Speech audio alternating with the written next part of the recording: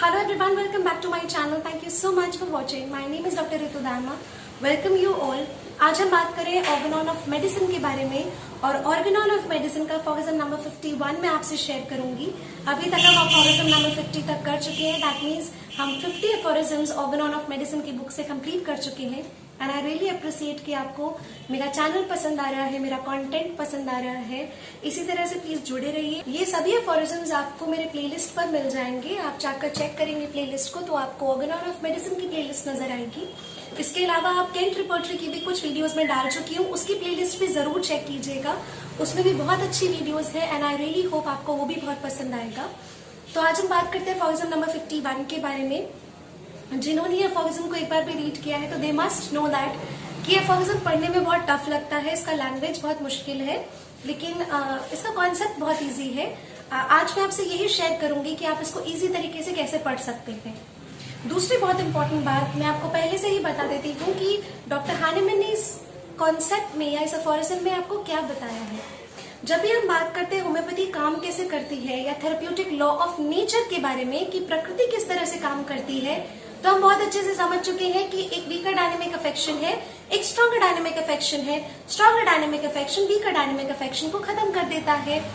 अब होम्योपैथी भी ऐसे ही काम करती है कि एक नेचुरल वीकर डिजीज है, आपने एक artificial similar stronger disease body में डाला और उसने नेचुरल डिजीज को वहां से जड़ से हटा दिया।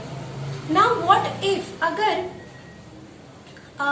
जो नेचर के भरोसे आप हैप्पी गो लकी ऑपरेशंस के भरोसे, दैट मीन्स आप अपने पेशेंट को छोड़ दे रहे हैं। एक नेचुरल डिजीज है, आपने एक स्ट्रॉन्गर डिजीज इनोक्यूलेट कर दिया जो कि ना तो पोटेंटाइज्ड है, ना होम्योपैथिक पर्सपेक्टिव से दिया गया है, ना वो सिंपल मेडिसिन है। अगर आप ऐसा मॉडिफिकेशन बॉडी में डाल रहे हैं जो कि स्ट्रॉन्गर है, क्योंकि आप इस थेरेप्यूटिक लॉ ऑफ नेचर को जान गए हैं कि एक डिजीज जो है वीकर अगर है तो आप स्ट्रॉन्गर कुछ भी देंगे तो आप उस नेचुरल डिजीज को या फिर वीकर डिजीज को आप वहां से हटा देंगे। लेकिन क्या अगर आपने नेचर के भरोसे छोड़ दिया तो क्योर होगा या नहीं होगा? होम्योपैथी में generally we give through medicine, हम पोटेंटाइज फॉर्म में देते हैं, बट अगर आप इस तरह से नहीं दे रहे हैं तो स्ट्रॉन्गर डिजीज को जो आपने इनोक्यूलेट किया है बॉडी के अंदर उसको आप कैसे हटाएंगे या वो क्या कर सकता है?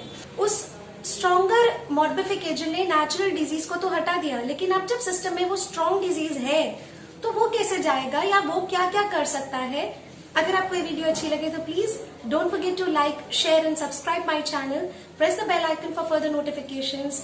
This therapeutic law is rendered obvious to all intelligent minds by these instances and they are implied sufficient for this end. तो जितने भी अभी तक हम एग्जाम्पल्स पढ़ चुके हैं थेरेप्यूटिक लॉ ऑफ नेचर के, चाहे वो फॉर्मेशन नंबर 26 हो, चाहे वो फॉर्मेशन नंबर 45 हो, 46 हो, 49 हो, ये सभी फॉर्मेशन में जो जो एग्जाम्पल्स हम पढ़ चुके हैं, फॉर्मेशन नंबर 50 जो हमने लास्ट बात की थी, ये सब इंस्टेंसेस, ये सब एग्जाम्पल्स प्रूव करते हैं कि थेरेप्यूटिक लॉ ऑफ नेचर जो है हर एक इंटेलिजेंट माइंड के अंदर सेव है। मतलब कि ऑब्वियस है कि आप थेरेप्यूटिक लॉ ऑफ नेचर के बदौलत ये सब कर रहे हैं। But on the other hand, see what advantages man has over crude nature in our happy go lucky operations. दूसरे ही हाथ अगर आप देखें या दूसरी तरफ अगर आप देखें तो कितना ज्यादा एडवांटेज है, कितना हमें फायदा कितना है अगर हम हैप्पी गो लकी ऑपरेशंस के, दैट मीन्स नेचर के भरोसे एक मैन को छोड़ देते हैं, एक पेशेंट को छोड़ देते हैं। How many thousands more of homeopathic modification has not man at his disposal for the relief of his suffering fellow creatures in the medicinal substances universally distributed through out creation. तो कितने ऐसे homeopathic morbific agents है, ऐसे homeopathic morbific agents, that means बहुत सारी medicine we know कि हम कैसे प्रिपेयर करते हैं। वो बेसिकली क्या होते हैं, वो एक अबनॉर्मल एजेंट ही होता है जिसको आप पोटेंटाइज करके, डायनामाइज करके उसको एक डायनामिक लेवल तक ले जाते हैं ताकि उसका जो डिजीज कॉजिंग जो एसेंस है या उसकी जो डिजीज कॉजिंग जो प्रॉपर्टीज है वो पेशेंट में एक डिजीज ना जनरेट कर सके, इसलिए हम उस मॉडिफिक एजेंट को डायनामाइज करते हैं। Homeopathic morbific agent has not man at his disposal for the relief of his suffering. कितने ऐसे thousands of homeopathic morbific agents हैं जिनको पूरी क्रिएशन में, मतलब पूरा जो विश्व भर में इतनी ऐसी चीजें हैं जो फेलो क्रिएचर्स को आप, फेलो क्रिएचर्स मतलब कोई प्लांट्स है, कोई एनिमल बेस्ड है, कोई मिनरल बेस्ड है। तो प्लांट्स एंड एनिमल बेस्ड जो एनिमल किंगडम से, प्लांट किंगडम से इतनी दवाइयां बन रही है, वो फेलो क्रिएचर्स से पेशेंट्स की सफरिंग के लिए हम कितनी सारी चीजें हैं जो मोर्बिफिक एजेंट्स उनसे लेते हैं, बहुत सारी चीजें लेते हैं।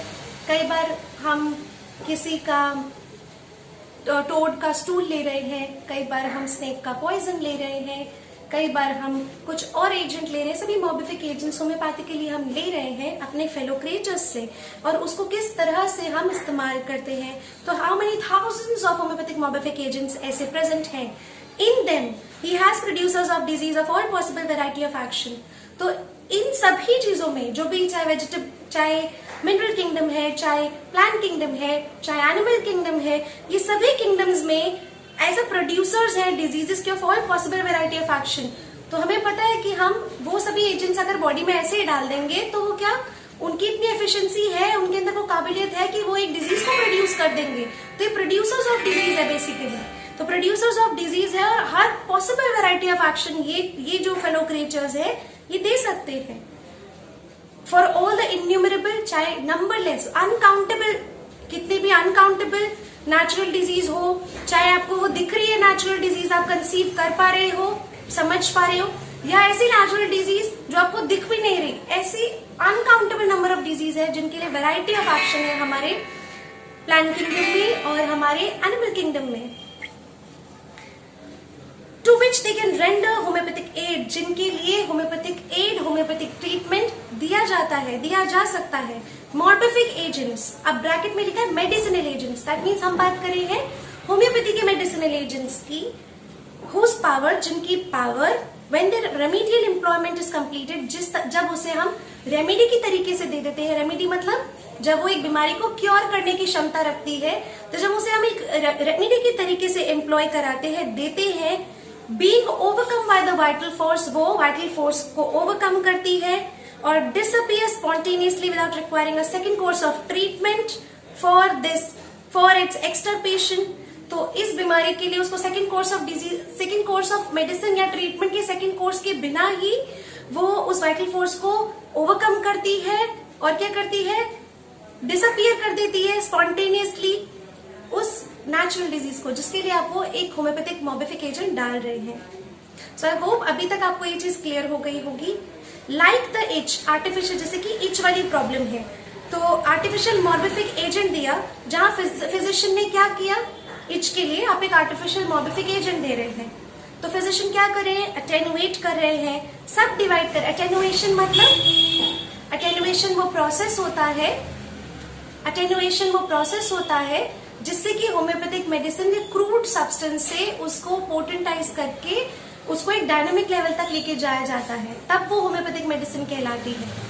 तो वो अटेनुएट कर रहा है, वो फिजिशियन उस क्रूड सब्सटेंस को सब डिवाइड कर रहा है और छोटा करता जा रहा है, उसको पोटेंटाइज कर रहा है एक ऐसे लेवल पर, टू एन इनफाइनाइट एक्सटेंड, एक इनफाइनाइट लेवल पर जाकर उसको इतना पोटेंटाइज कर रहा है कि उसमें जो मटेरियल, क्रूड मटेरियल क्वांटिटी जो है, जो एक स्ट्रॉन्ग डिजीज क्रिएट करने की क्षमता रखती है, वो क्रूड प्रॉपर्टी उसमें कुछ ना रहे, उसके अंदर जो रहे वो सिर्फ उसकी डायनेमिक एनर्जीज रहे, and the dose of which he can diminish to such a degree that they shall remain only slightly stronger than the similar natural disease they are employed to cure। कितनी अच्छी बात लिखी है कि उसके dose को भी हम ही रेगुलेट कर सकते हैं, फिजिशियन रेगुलेट कर सकता है। तो इतनी कम डोज दे रहे हैं, इतनी डिमिनिश भी कर सकते हैं हम डोज को, है ना, डोज को डिमिनिश कर सकते हैं इस डिग्री पर कि वो सिर्फ जो है एक स्लाइटली स्ट्रॉन्गर, आप एक आर्टिफिशियल स्ट्रॉन्गर डिजीज डाल रहे हैं बॉडी के अंदर, लेकिन सिर्फ एक स्लाइटली थोड़ा सा स्ट्रॉन्गर और सिमिलर डिजीज जो है बॉडी में डाल दिया जाए। किससे स्लाइटली स्ट्रॉन्गर हो, नेचुरल डिजीज से स्लाइटली स्ट्रॉन्गर डिजीज आप डाल रहे हैं। They are employed to cure, इसको क्योर करने के लिए एम्प्लॉय किया जाता है। अभी कैसे पता चलेगा स्लाइटली स्ट्रॉन्गर है? This is basically what is vitality. हम हमेशा देखते हैं ना पेशेंट की वाइटैलिटी, अगर ससेप्टेबिलिटी पेशेंट की लो है तो हम क्या पोटेंसी देंगे, मीडियम है तो क्या पोटेंसी देंगे, और हाई वाइटैलिटी है तो क्या पोटेंसी देंगे। तो यहाँ ये बात आ जाती है कि आप ससेप्टेबिलिटी और वाइटैलिटी देख रहे हैं, इससे आपको पता चलता है आप स्लाइटली स्ट्रॉन्गर, जरा सा स्ट्रॉन्गर आप नेचुरल डिजीज से जरा सा स्ट्रॉन्गर सिमिलर एक होम्योपैथिक मेडिसिन डाल रहे हैं। तो ये जो तरीका है क्योर का, वो तरीका बेसिकली इतना इनकम्पेरेबल है, इतना अतुलनीय, आप इसकी कोई तुलना नहीं कर सकते कोई भी क्योर के साथ, किसी भी चीज के साथ आप इसकी तुलना नहीं कर सकते, क्योंकि इसमें कोई नीड ही नहीं है कि आपको एक वायलेंट अटैक करें ऑर्गेनिज्म के ऊपर। एक ओल्ड कितना भी पुराना डिजीज हो उसको भगाने के लिए आप एक इंडिविजुअल के ऊपर एक वायलेंट अटैक कर रहे हैं, इसकी कोई जरूरत ही नहीं है। ये क्योर का तरीका इतना सिंपल है, इतना इनकम्पेरेबल है, अतुलनीय है। The cure by this method takes place by only a gentle, बहुत आराम से, बिना कोई परेशानी के, जेंटल तरीके से, इम्परसेप्टेबल, आपको पता भी नहीं चले, इतना परसेप्टेबल भी नहीं है। And yet often rapid transition, आप एक बहुत जल्दी एक बदलाव देखते हैं, एक टॉर्मेंटिंग नेचुरल, एक टॉर्चर करने वाला नेचुरल डिजीज से एक परमानेंट स्टेट ऑफ हेल्थ का आप एक बहुत बड़ा ट्रांसफॉर्मेशन बहुत जल्दी देखते हैं एक इंडिविजुअल के अंदर, इस तरीके से अगर क्योर किया जाता है तो पेशेंट को। So this was all about aphorism number 51. और अगर आपको ये वीडियो अच्छी लगे तो please like it, share it and subscribe it. Yes I forgot to answer 2 of the questions. 2 questions मेरे पास आए ऑर्गन ऑफ मेडिसिन से रिलेटेड। पहली क्वेश्चन जो पूछी है एक सब्सक्राइबर ने, वो है कि फिजिकल जनरल और कॉन्स्टिट्यूशन क्या सेम ही चीज है या दोनों में कोई डिफरेंस है। फिजिकल जनरल जो है वो पार्ट है कॉन्स्टिट्यूशन का।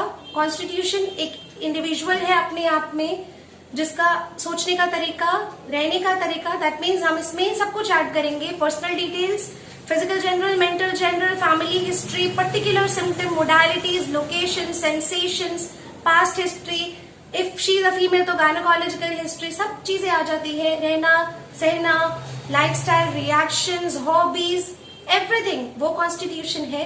फिजिकल जनरल में से फिजिकल जैसे कि एलिमेंट क्या है, पेशेंट को भूख प्यास कैसी है, स्टूल यूरिन कैसा है, पसंद नापसंद क्या है, थर्मल रिएक्शंस क्या है, चिली है, हॉट है, एम्बी थर्मल है, क्या है, ये सभी चीजें फिजिकल जनरल जनरेट करती हैं। So this is a very different thing. Constitution का एक हिस्सा है फिजिकल जनरल, दोनों सेम चीज नहीं है।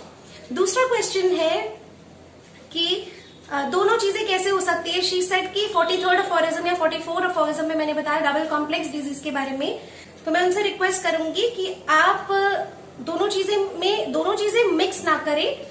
जो अफोरिज्म्स है, अफोरिज्म नंबर 41 से पहले 41 से पहले दैट मीन्स 36 ऑनवर्ड्स, 36 से 40 तक वो है डिसिमिलर डिजीजेस का, और 41 के बाद 44 तक जो है वो है सिमिलर डिजीज का। डबल कॉम्प्लेक्स डिजीज बनते हैं जब बॉडी के अंदर 2 सिमिलर डिजीजेस आ जाते हैं, और कॉम्प्लेक्स डिजीज बॉडी में तब बनता है जब दो डिसिमिलर डिजीज बॉडी के अंदर आते हैं। सिमिलर डिजीज जो जुड़ रहे हैं, फिर से एक बार आई रिक्वेस्ट यू कि आप वो वीडियो प्लीज देख लीजिएगा, वो अफोरिज्म नंबर 44 वाली भी, और जो डिसिमिलर डिजीज की तीनों पॉसिबिलिटीज बताई है मैंने अफोरिज्म नंबर 36, 37, 38, 39 एंड 40 में, वो तीनों पॉसिबिलिटीज जरूर पढ़ लीजिएगा तो आपको बहुत अच्छे से क्लियर हो जाएगा what I am trying to say it right now. पर फर्क सिर्फ इतना है कि double complex disease 2 similar disease body के अंदर मिलते हैं तब बनता है। So I really hope that both the viewers are satisfied with the answer, and अगर आपको ये वीडियो अच्छी लगी तो please like, share and subscribe and stay tuned. I'm gonna be back with another video on Kent Repertory. My next video is going to be on the mental rubrics and the mind rubrics of Kent Repertory. So stay tuned, stay connected with homeopathy, stay blessed. Bye bye.